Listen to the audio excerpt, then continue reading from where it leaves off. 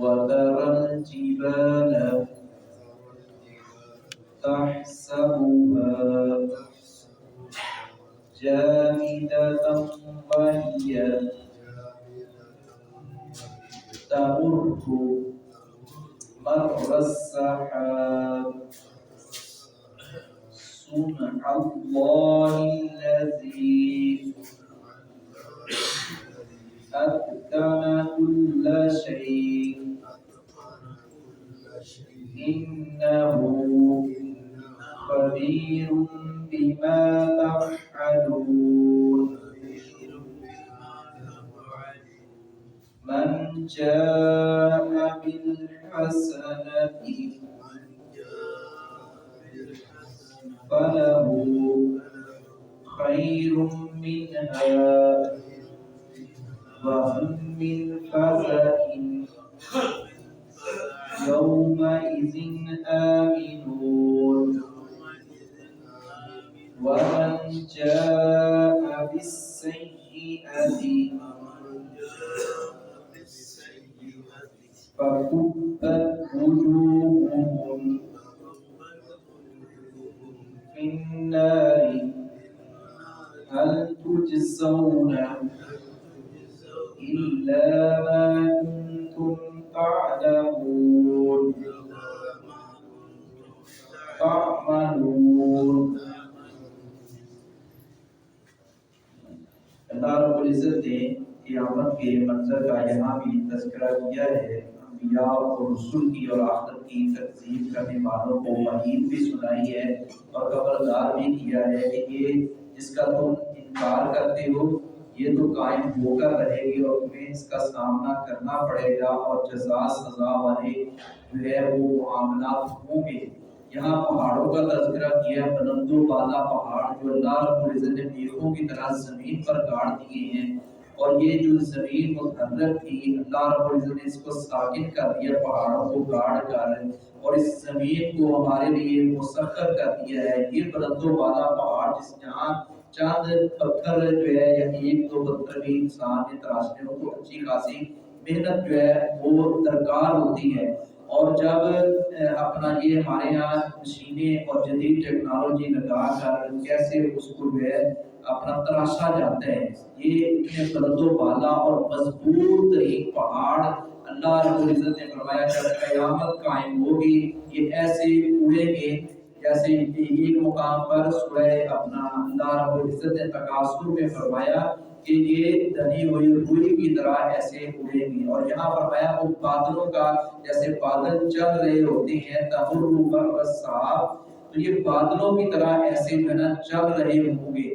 یہ اللہ رب العزت کے اختیار میں ہے اور وہ سب کچھ کرنے پر قادر ہے۔ تو جب اللہ رب العزت اتنے مضبوط اور بلند و بالا پہاڑوں کو ہلانے پر، اڑانے پر، چلانے پر قادر ہے، تو وہ انسان جو ہے جس کو اس نے خود اپنے ہاتھ سے پیدا کیا ہے، جو اس کے در کا اصل میں فقیر ہونا چاہیے تھا، جو در در کی خاک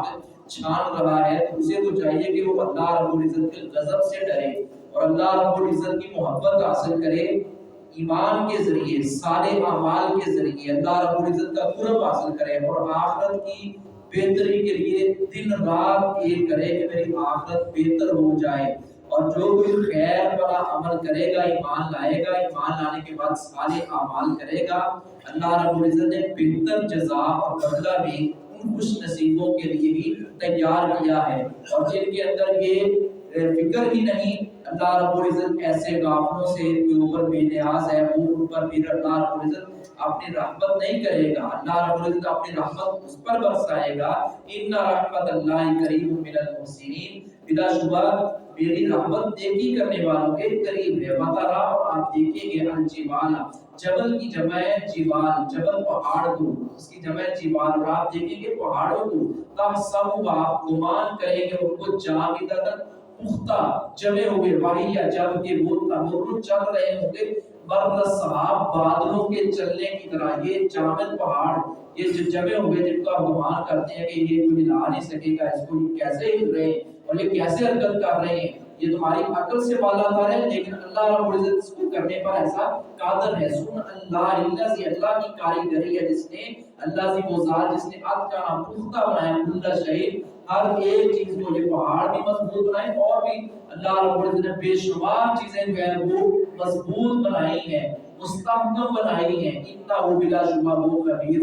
خوب خبردار ہے ما تفعلون، اس سے جو تم کرتے ہو، جو افعال ہیں تمہارے اور جو تمہاری حرکتیں ہیں، جو تمہارے اعمال ہیں، اللہ رب العزت وہ اس سے باخبر ہے۔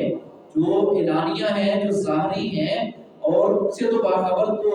بسا اوقات عام لوگ بھی ہوتے ہیں، لیکن جو پوشیدہ ہیں اللہ تو ان کو بھی جانتا ہے۔ اللہ ایک ایک پل کی خبر ہے، اس سے واقف ہے عرش پر، لیکن وہاں بیٹھا سب کچھ دیکھ رہا ہے، سن رہا ہے، مصیبتوں کے اندر کٹنے والے پوشیدہ رازوں کو بھی جانتا ہے۔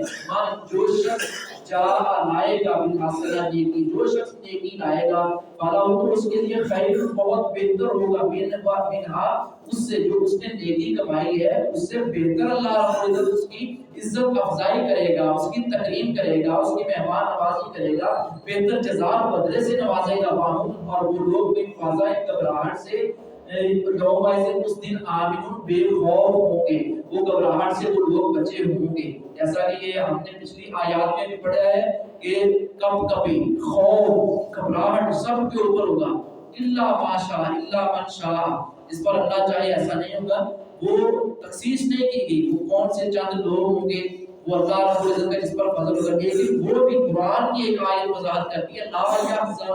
لا یحزنون فزع الاکبر، وہ بڑی گھبراہٹ سے محفوظ رہیں گے، کیفیت خوف کی گھبراہٹ ان پر بھی ہوگی، اس قدر وحشتناک خوفناک قیامت کا منظر ہوگا۔ بڑے بڑے صلحات ہیں وہ کب کبا رہے ہوں گے کہ اللہ رب العزت ہمیں اپنی پناہ میں لے لے اور اپنی جناب سے رحمت ہمارے اوپر نازل کر دے۔ اس لیے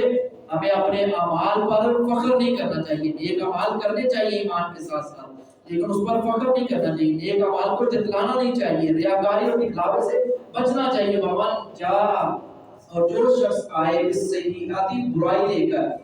جو نیکی لے کر آئے گا اس کا بھی اللہ رب العزت نے اجر بیان کر دیا ہے، اور جو برائی لے کر آئے گا فَكُبَّتْ، تو اندھے کر دیے جائیں گے وجوہہم، ان کے منہ، ان کے چہرے اندھے کر دیے جائیں گے۔ تو وہ یہاں برائی سے مراد خاص مفسرین کا اس بات پر اکثریت کا اتفاق ہے، خاص یہاں شرک مراد ہے، اور جو شرک کرتے ہیں اللہ رب العزت اس کو ذلیل و خوار کر دے گا، اس کو جہنم کی آگ میں ڈالے گا، اندھے منہ ڈالے گا۔ جبکہ صحیح بخاری کی ایک روایت میں ہے، نبی صلی اللہ علیہ وسلم نے فرمایا کہ یہ جو چہرہ ہے نا، جو چہرہ یہ پیشانی جو اللہ رب العزت کے آگے جھکتی ہے، اللہ رب العزت کے آگے جو انسان سر مسجود ہوتا ہے، یہ جو پیشانی، یہ چہرہ جہنم کی آگ سے محفوظ رہے گا سجدے کی برکت سے۔ تو اس لیے ہمیں سجدہ کرنا چاہیے اور سجدے کے تقاضے بھی پورے کرنے چاہیے، تاکہ یہ سجدہ جو ہے نا ایسا سجدہ کر کے زمین پہ نشان تیرا رہے۔ اس طرح کے کوئی اشعار ہے کہ وہ کہنے والے نے جو بھی کہا تھا کہیں ایسا نہ ہو کہ اکثر لوگ خالی ہاتھ لوٹ آتے ہیں ہر نماز کے بعد، ایسا نہ ہو۔ ہمیں چاہیے کہ ہم نماز پڑھیں اللہ رب العزت کی رضا کے لیے اور سنت کے مطابق اس کی رضا کے لیے پڑھیں۔ وجوہ اندھے پل، ان لوگوں کے چہرے جو انتہائی متکبر اور اللہ رب العزت کے ساتھ شرک کرنے والے اور ڈٹائی کے ساتھ یہ جرائم کے اوپر رہنے والے، اللہ رب العزت بھی ان کی عزت نہیں کرے گا، ان کی عزت کرے گا۔ انسان ہونے کے ناطے سے ہر ایک سے کوتاہی غلطی کا امکان ہے، ممکن انسان ہوتا ہی، انسان ہے ہی نسیان سے خطا کار، بھولنے والا، غلطی کرنے والا، لیکن نبی صلی اللہ علیہ وسلم نے فرمایا بہترین خطا کار وہ ہے جو غلطی ہو جائے اس پر نادم ہو، توبہ طائب ہو جائے۔ اس لیے ہمیں غلطی اگر ہو گئی ہے تو آئندہ نہ کرنے کا عزم کریں اور توبہ طائب ہوں۔ پھر نار آگ میں ان کے چہرے جو ہیں الٹائے جائیں گے، وہ اندھے منہ الٹائے جائیں گے، حال تجزون، نہیں تم جزا سزا دیے جاؤ گے، الا ما کنتم تعملون، مگر اس کی جو تم عمل کرتے تھے، بلا وجہ تمہیں جہنم کی آگ میں اور اندھے منہ نہیں ڈالا جائے گا، اس لیے ڈالا جائے گا تمہارے اس یا کرتوت اللہ رب العزت ہمیں